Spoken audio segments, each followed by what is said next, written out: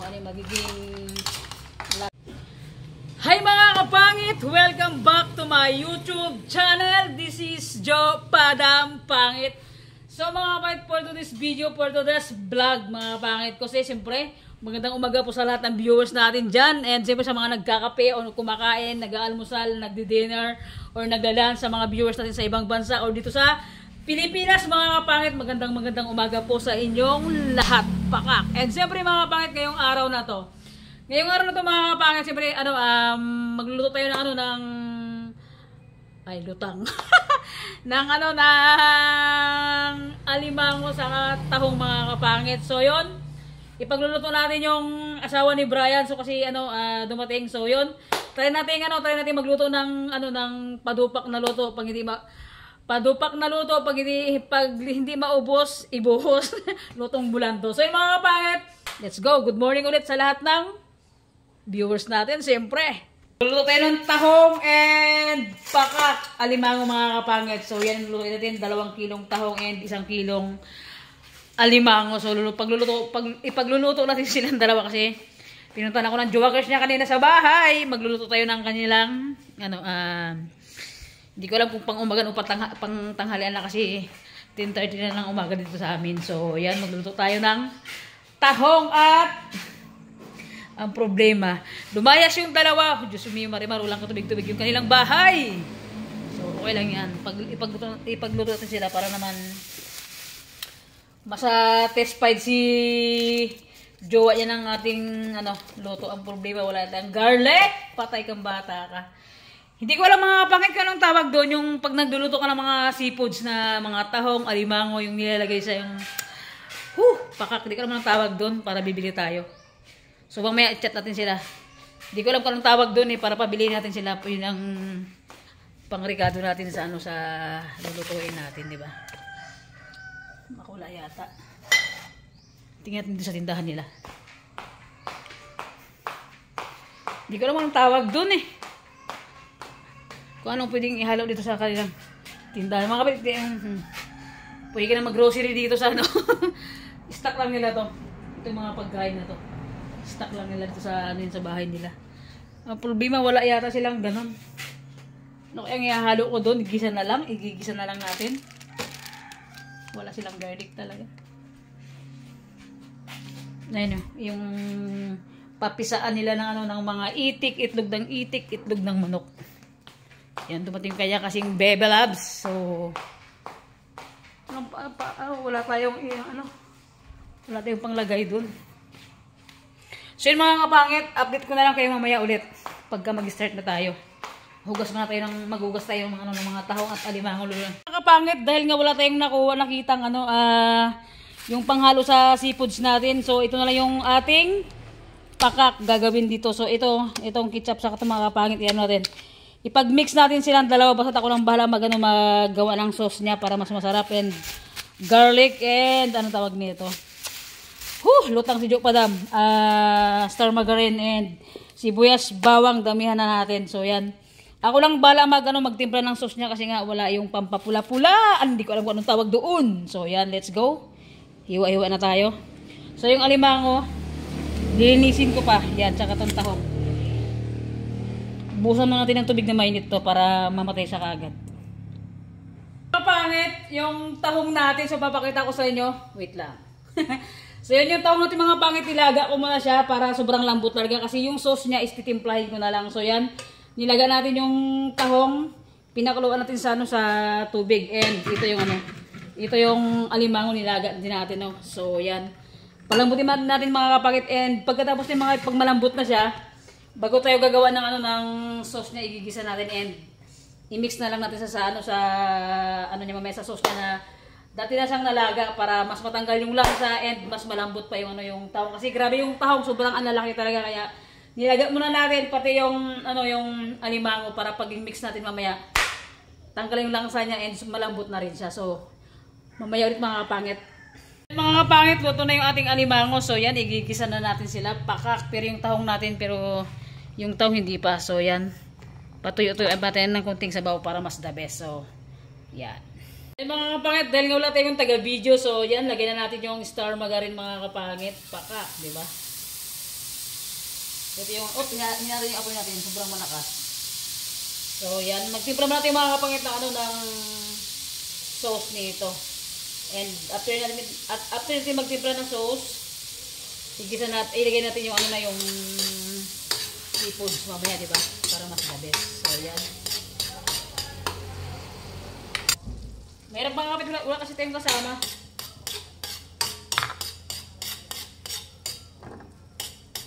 Para mas masarap pag ito yung ginisa natin.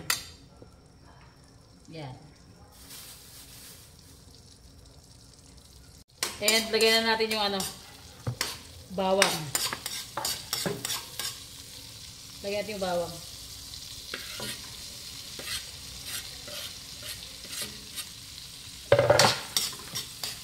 Pakak! Ewan ko na lang mga kapangit kung ano yung magiging lasa ng ano ng luto natin ito mga kapangit, kasi talaga first time ko magluto ng ano ng ganito, kasi nga ano natin, imikos-mikos natin kung masarap yung luto natin. Ay! Pakak ang mukha ko. Yan. Luto tayo para mas the best. And lagay na natin yung ano sibuyas.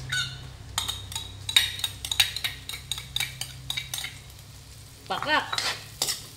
Yung mga pangit. Tignan nyo. Yung ating... Tignan natin kung ano yung magiging lasa ng luto natin ngayon. Baka masok kasi juwa ni Brian magkain dito mga kapangit. Pero try natin kung ano yung magiging output ng ating luto. Ay! Ayaw ko!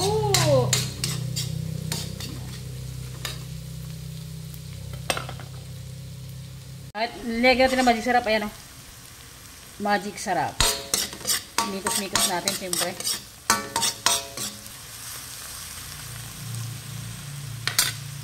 Lagyan natin sa nito mga kapangit. Yan. Ewan ko ba kung ano yung magiging lasa nito mga kapangit. Kumbaga, ano ko lang to. Kumbaga, idea ko lang to mga kapangit. Para lang sa magpula. Yan, lagyan natin. Kung ano yung magiging lasa ng ating lulutuin. Ay, ayaw ko. Yan, kasi pag hindi masarap to, naku po, patay kang bata ka. And yung ketchup. I-mix na natin kaagad. Para lang magpula-pula siya. Huwag mo natin ilagay lahat kasi baka sumobra. So yan, mix natin. Mix natin. Diba? And then, lagyan natin ng ano ng... Ito mga kapatid, hindi ko sila lagyan ng tubig. Ang ilalagay ko dito yung ano, yung Sprite.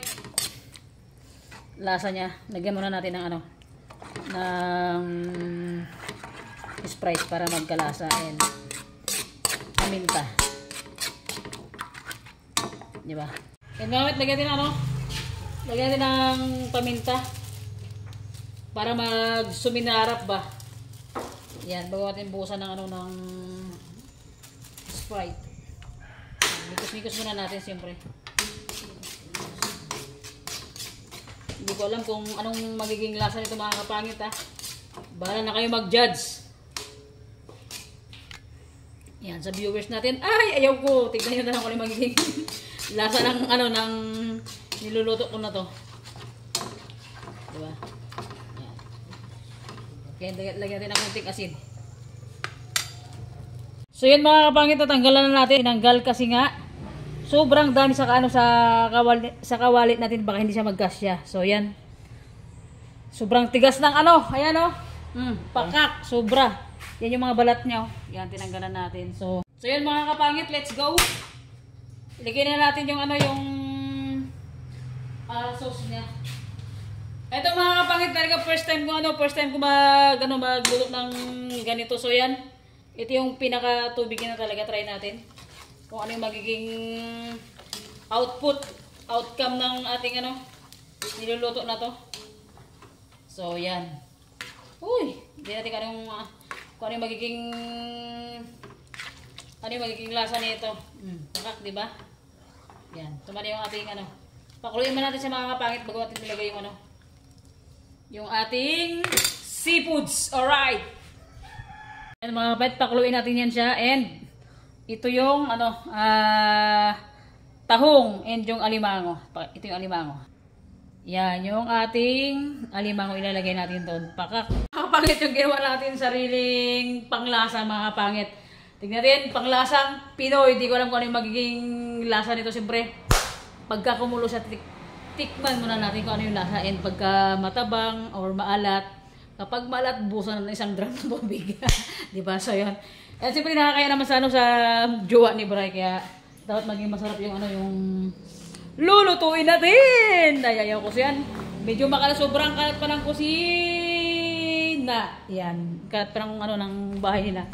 Wala sila kasi may pinuntahan sila. Kaya, para pagdating nila, luto na yung pagkain pagdating nila, di ba? So, yan, pakak girl. Tignan natin kung gaano tayo kagaling. Ay, ayaw ko! Di ba? Sila sabi ko sa inyo eh. So, yan mga kapangit, tikman natin yung lasa. Kung ano yung lasa niya.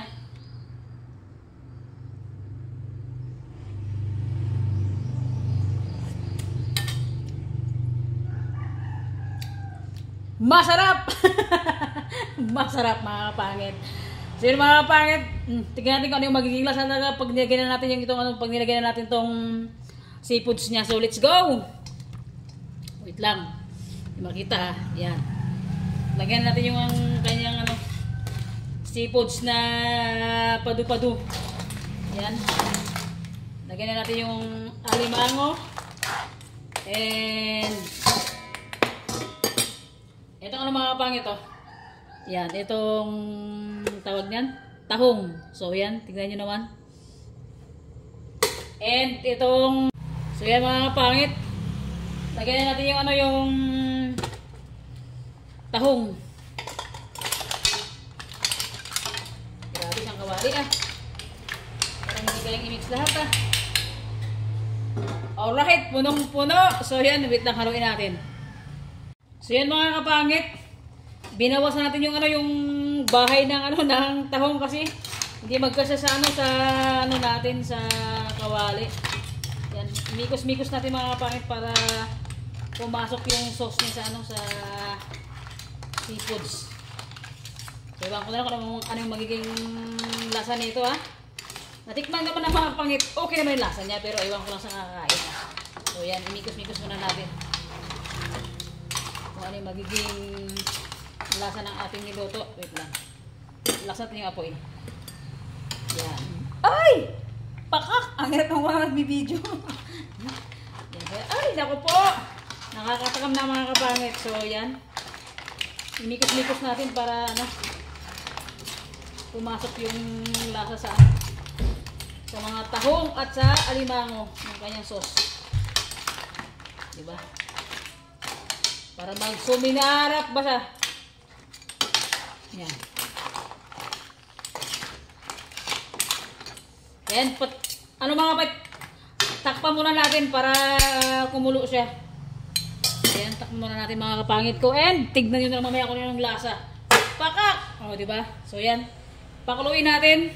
Sana all nakagasol. Ayaw ko!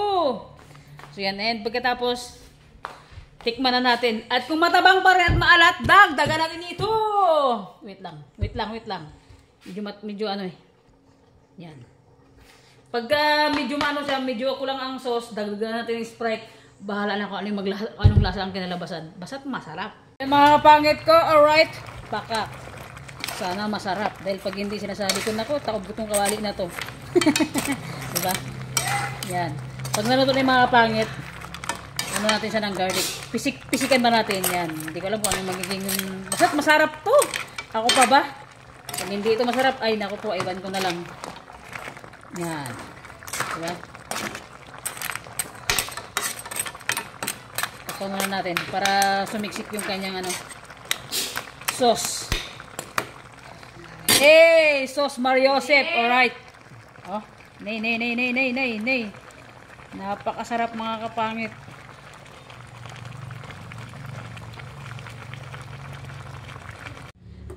So yun mga kapangit, lagyan natin ng lagyan natin siya ng garlic mga kapangit. And saktong-sakto na yung lasa niya. Garlic. Try natin kung ano yung nito. Yan. Kasi mga kapangit, nakita ko lang ito kasi diba? Yan. Natin na yan garlic na yan, lagyan natin.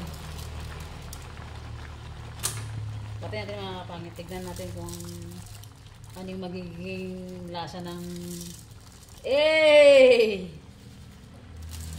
Ano na to? Grabe, parang napakasarap pa. Grabe. Ay, pwede na. Pwede na ako mag-restaurant talaga. So, ayan. Siyempre, ito na yan siya. Papakita ko sa inyo ng malapitan para makita nyo naman. Yan. Pakak! Lutong bulandos. Pag hindi maubos, ibuhos. O, diba? Grabe, napakasarap.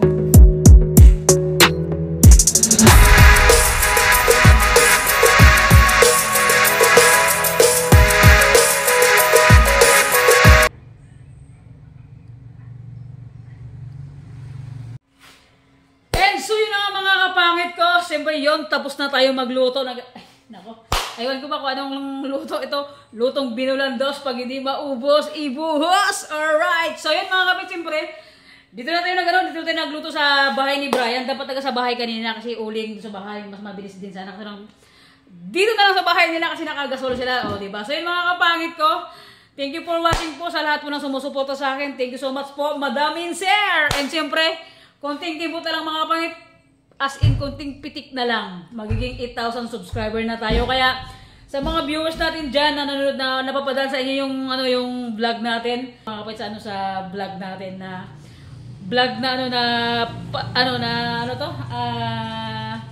padupak-dupak mga kapangit. So yung mga kapangit ko, and ulitin ko mga kapangit, salamat po talaga sa lahat ng sumusuporta sa akin na nandyan kayo always sa vlog natin nanonood, na sumusuporta. Na hindi kayo nagsasawa na manood ng mga ina-upload natin na vlog mga kapangit ko. Minsan maka-upload tayo ngayong araw, susunod wala na naman. And kasi mga kapangit, hindi lang naman na nakapokus lang tayo sa vlog talaga kasi nga may iba-iba rin tayong ginagawa. Kaya minsan wala tayong upload na na vlog natin. And thank you so much mga kapangit ko. Grabe, sobrang saya ko. Kunti na lang. Mag-8,000 subscriber na tayo!